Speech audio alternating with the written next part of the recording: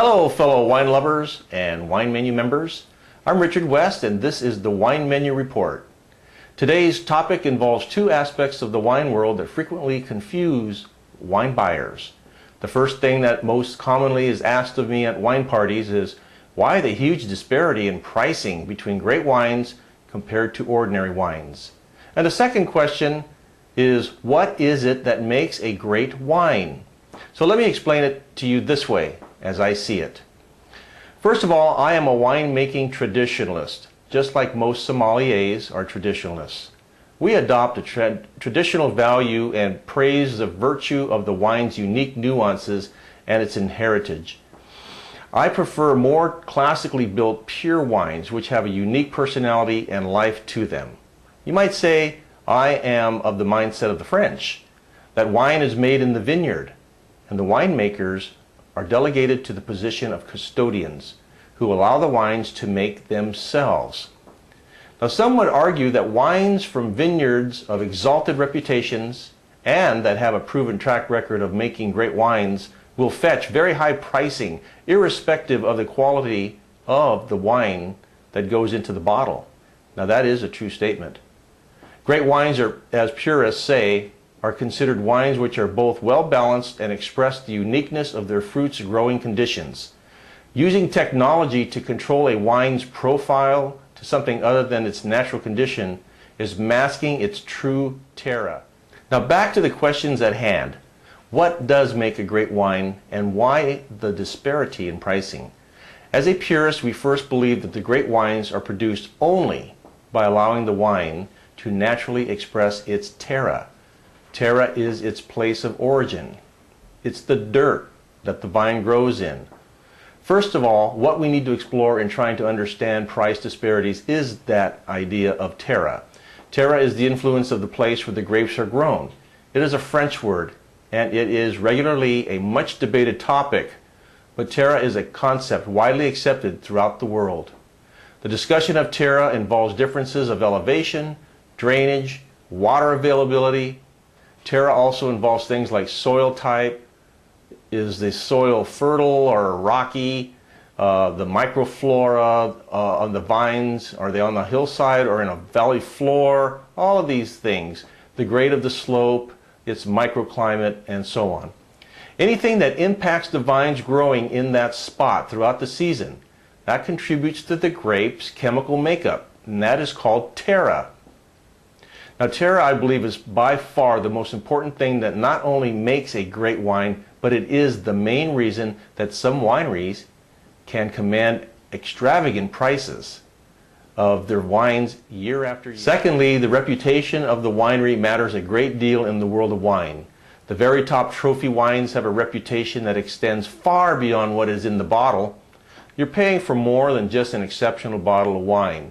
You're paying a higher price for wines from an accepted great winery, just like a golfer would pay a higher price to play around at Pebble Beach golf resort versus, let's say, an ordinary golf course. Now this is interesting. Our senses of taste and smell are, it seems, easily fooled. Even if it is an off year for a great winery's wine, the bottle of wine will receive a higher price than a not so highly reputable winery that produces an exceptional wine that year. And thirdly, scarcity, I believe, is very important. Great wines are often made in small quantities, but there are many wealthy wine lovers for whom only the best will do.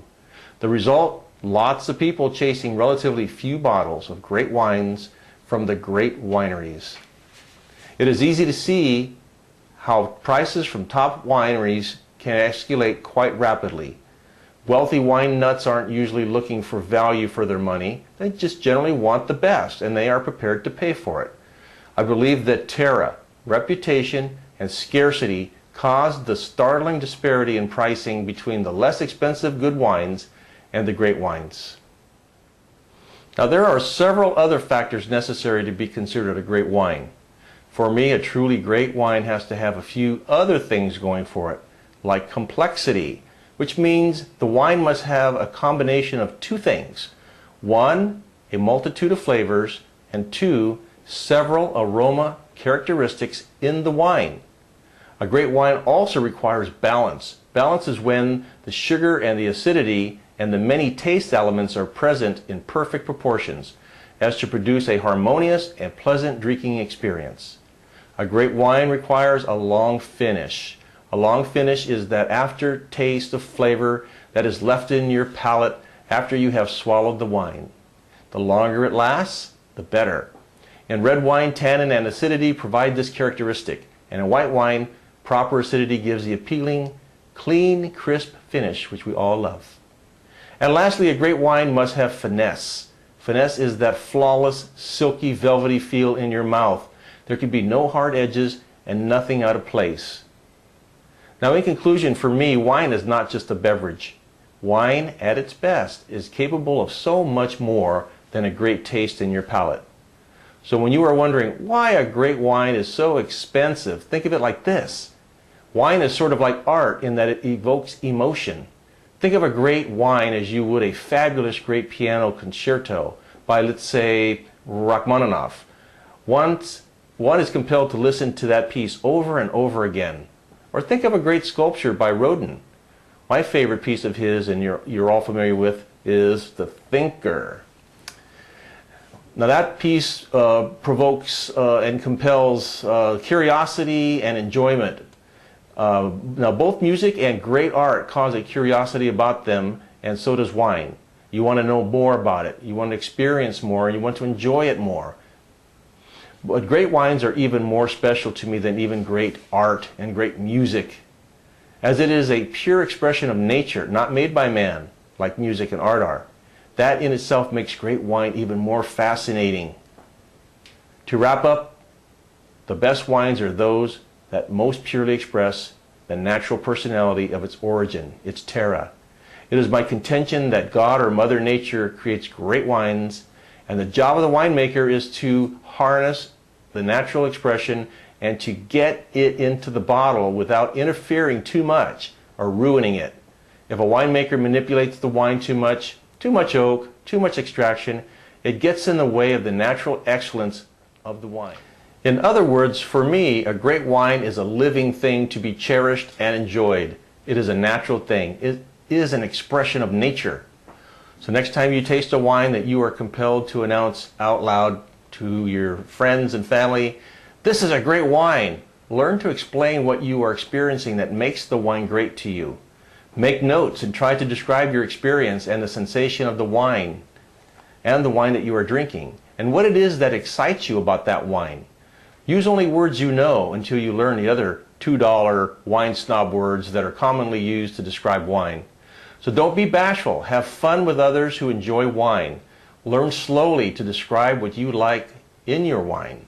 Don't let any wine aficionado try to pawn their opinion of it as if it's gospel, with complete disregard for your palate and your worldview on wine.